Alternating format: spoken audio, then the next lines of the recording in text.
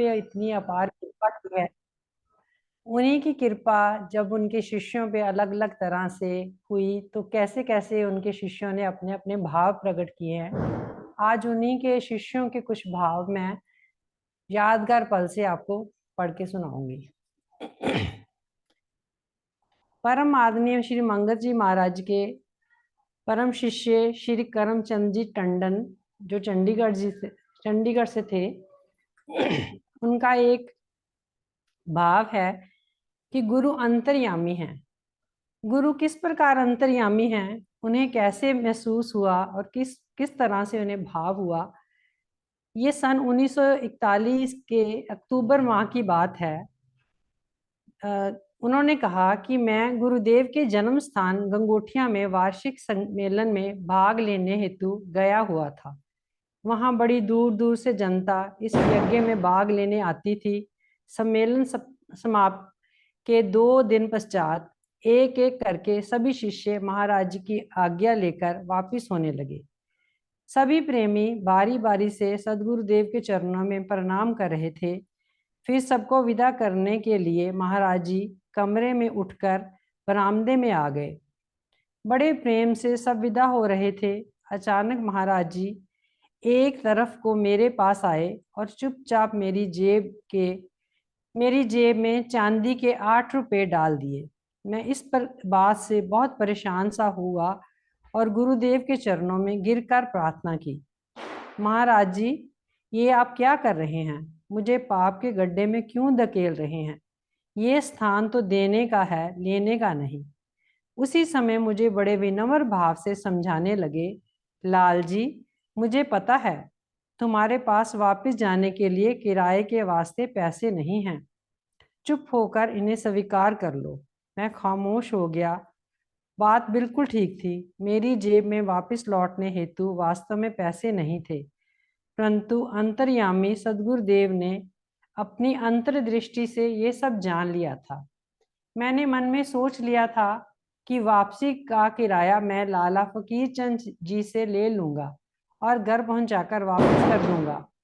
आज जब मुझे ये घटना याद आती है तो रोमांचित हो उठता हूँ। साथ ही ये ध्यान आ जाता है कि गुरु अंतर्यामी हैं और सदैव संग रहते हैं। सच में हमारे गुरुदेव बहुत ही अंतर्यामी थे और हैं, जो कि हम सबके भावों को उतने ही प्यार से समझ लेते हैं जितने भाव से उनके शिष्य उनके प्रति भाव रखते थे। ऐसे ही भाव को किस प्रकार गुरुदेव जी ने इतने प्रेम से, इतने भाव से समझा कि उनका शिष्य गदगद हो उठा। उनके शिष्य श्री हरि कृष्ण कपूर देहरादून से अपना एक संस्मरण बताते हैं कि गुरु मिलन की उनका ये विषय है। महाराज जी से मेरा पहला मिलाप केला घाट देहरादून में हुआ। ये बात सितंबर 1953 की है। मुझे मिलाने वाले श्री नरसिंह दास जी लो थे। वो उन दिनों दफ्तर में मेरे सुपरिटेंडेंट थे और मुझसे बहुत स्नेह रखते थे। मुझे उनका सादा और सात्विक जीवन बहुत पसंद था। एक दिन दफ्तर से छुट्टी के समय वे बोले, कपूर, आओ आज तुम्हें एक ऐसे संत के दर्शन कराएं जो ना कुछ खाते हैं ना सोते हैं। बड़ी उत्सुकता से मैं उनके साथ हो लिया और हम केला घाट पहुंचे। केला घाट शहर से 7 मील दूर राजपुरा से नीचे बहती नदी के तट पर बना हुआ है। वहाँ एक टेंट में कुछ लोग हमारी तरह शहर से महाराज जी के दर्शनों के लिए आए हुए थे। हमने भी महाराज जी को प्रणाम किया और एक तरफ होकर बैठ गए। महाराज जी बहुत दुबले पतले पुरुष थे, श्वेतांबरी थे, शरीर दुर्बल और मुख पीला था। सन्यासियों की तरह कोई गेरुआ वस्त्र नहीं था। आध्यात्मिक विचार विमर्श हो रहा था। तरह तरह के प्रश्न किए जा रहे थे और महाराज जी उनके प्रभावात्मक उत्तर दे रहे थे। मुझे भी जोश आ गया और मैं भी सवाल कर बैठा, महाराज जी, आपको सुना भूख नहीं लगती? उत्तर मिला, कौन कहता है इन्हें भूख नहीं लगती? हाँ, फर्क इतना है कि तुम्हें रोटी खाने की भूख लगती है और इन्हें नाम सिमरन की भूख लगती है। ये तो शरीर है, इसे जैसा ढालो ढल जाता है। फिर महाराज जी ने पूछा, मांस खाते हो? उत्तर दिया, नहीं। शराब पीते हो? जी नहीं। सिगरेट पीते हो? जी नहीं। सिनेमा देखते हो? जी हाँ। तो तुम्हें सिनेमा छोड़ देना चाहिए। महाराज जी उन दिनों शहर की तरफ ही विराजमान थे और शहर से बाहर ऋषि पर्णा नदी के किनारे एक कोठी में ठहरे हुए थे। ये जगह भी घर से 4-5 मील दूर थी। रोज दर्शनों के लिए जाने लगा। काफी भीड़ रहती थी। महाराज जी बड़े सुंदर विचार सामने रखते थे। दुबले पतले शरीर की आवाज में बहुत जोर था। बिना लाउड स्पीकर के बोलते थे। सुबह 6 बजे से रात 10 बजे तक आसन पर बैठे रहते थे और संगत के प्रश्नों का उत्तर देते रहते थे। मैं रोज सोचकर जाता था कि नाम के लिए प्रार्थना करूंगा, परंतु प्रतिदिन खाली लौट आता था। नाम लेने के इच्छुकों में स्वर्गीय कुंदन लाल जी वर्मा भी थे। मैंने उनसे पूछा, आप तो नाम लिए हुए हैं, दोबारा क्यों लेना चाहते हैं? उत्तर मिला, मेरे गुरु अडम्बरी हैं। मैंने फिर सवाल किया, हो सकता है ये गुरु भी अडम्बरी ही हों, कौन जानता है।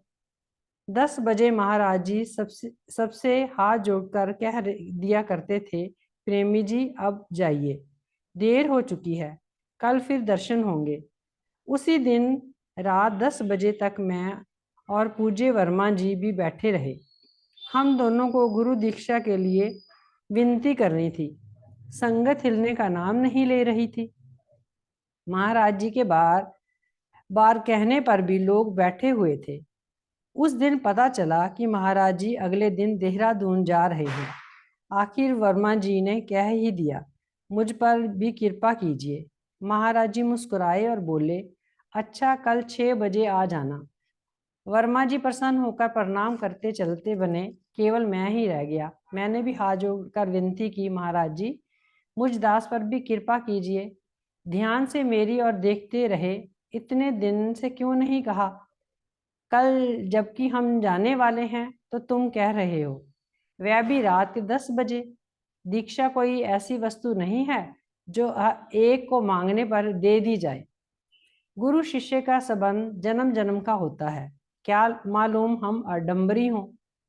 मेरे ऊपर एक बिजली सी गिरी। मैं पसीना पसीना हो गया और कुछ ना कह सका। इतना ही कह सका, महाराज जी मैं नादान बालक हूँ, ना समझ हूँ। मैं इस योग्य नहीं आपकी कसौटी पर ठीक उतर सकूं, और ना मुझ में इतनी बुद्धि है कि आप जैसे महापुरुष को परख सकूं।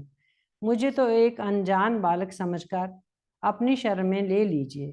महाराज जी ने कहा, अब अभी जल्दी ही क्या है, अभी तुम्हारी उम्र ही क्या है, फिर किसी और समय पर विचार करेंगे। दिल में घनी उदासी लेकर घर की ओर चल पड़ा। मन में बहुत दुख था, साथ में क्रोध भी। सोचने लगा कि वर्मा जी को तो झट से आने के लिए कह दिया। ऐसी न ठेस पहुंचाने वाला संत पूरा संत नहीं हो सकता। इन विचारों में उलझा हुआ मैं कोई 12 बजे घर पहुंचा। पत्नी पूछने लगी, आप उदास क्यों हैं? क्या महाराज जी ने दीक्षा नहीं दी? मैंने उत्तर दिया, नहीं, और ना ही देंगे। वे हमें परखना चाहते हैं, किसी और को तो परखते नहीं। हम ही रह गए हैं परखने के लिए। पत्नी ने कहा, उन्होंने दीक्षा देना स्थगित ही तो किया है, इनकार थोड़े ही किया है। इसमें भी अवश्य कोई भला होगा। रात का 1 बज चुका था, परंतु नींद नहीं आ रही थी। बाहर बारिश होने को थी। थोड़ी देर के बाद आंख लग गई। कोई 3 बजे बादलों की गड़गड़ाहट से नींद खुल गई। बारिश जोर पकड़ रही थी। लगता था जैसे बहुत बड़ी बाढ़ आ जाएगी। मन में गुदगुदी हुई। धर्म पत्नी को जगाकर कहा, 6 बजे दीक्षा का समय है, मैं चलता हूँ, शायद महाराज जी कृपा कर दें। कुर्ता पजामा पहनकर और बाटा के स्लीपर बगल में दबाकर मैंने दौड़ना शुरू कर दिया। जवानी के दिन थे। 4-5 मील दौड़ना कोई बड़ी बात न थी। एक कार का हॉर्न सुनाई दिया। कार मेरे बिल्कुल पास आकर रुक गई। अंदर पूज्य वर्मा जी बैठे थे। उनके साथ देहरादून के प्रसिद्ध डॉक्टर भी थे। वर्मा जी जो बोले, कपूर साहब कार में आ जाइए। मुझे ऐसे लग रहा था कि ये वर्मा जी नहीं बल्कि महाराज जी ही हैं, जो कह रहे हैं कि तुम्हारी परीक्षा पूरी हो गई। उत्तर दिया, शुक्रिया वर्मा जी, आप चलिए, मैं बिल्कुल भीगा हुआ हूँ, कार खराब हो जाएगी और फिर अब तो फासला भी कम ही रह गया है। मैंने फिर दौड़ लगानी शुरू कर दी। पहले निराशा की दौड़ थी, अब मन दौड़ते हुए उछल रहा था, जैसे कोई मुहिम फतेह कर ली हो। गुरु स्थान पर पहुंचने में 5 बज गए। वक्त बनारसी दास जी बाहर बरामदे में खड़े थे।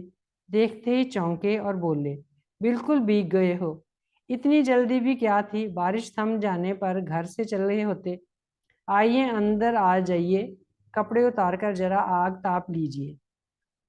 बारिश बंद हो चुकी थी, जैसे वे मुझे ही भिगोने के लिए आई थी। भगत जी ने एक धोती पहनने को दी।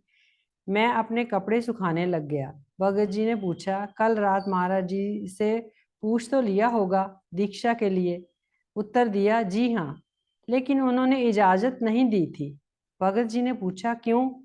वे तो किसी को मना नहीं करते। कहा, उन्होंने कहा था कि तुम्हें अभी इन्होंने परखा नहीं है। भगत जी मुस्कुराए और बोले, चलो अब तो परख लिया ना, चिंता ना कीजिए, आज दीक्षा सबसे पहले आपको मिलेगी। ठीक 6 बजे महाराज जी बाहर से पधारे। सब प्रेमियों ने आगे बढ़कर प्रणाम किया। महाराज जी मेरी ओर देखकर मुस्कुराए। महाराज जी ने स्नान किया और कमरे में आसन पर विराजमान हो गए। भगत जी ने दीक्षा लेने वाले प्रेमियों में सबसे आगे मुझे बिठाया। दीक्षा लेने के बाद मैंने देखा कि वर्मा जी गुरुदेव को अर्पित करने के लिए भेंट भी लाए हैं। देखकर मैं बहुत लज्जित हुआ, आंखें भर आईं। कहने लगा, महाराज जी, लेकिन महाराज जी ने बीच में ही टोक कर कहा, तुमने इनको वह दिया है जो इन इन इनमें से किसी ने भी नहीं दिया। इसी तरह महाराज जी हम सभी के भाव को उतने ही प्रेम से समझते हैं जितने भाव से हम उन्हें प्यार करते हैं और उन्हें चाहते हैं और उनकी आज्ञा का पालन करते हैं। ओम ब्रह्म सत्यम सर्वदा।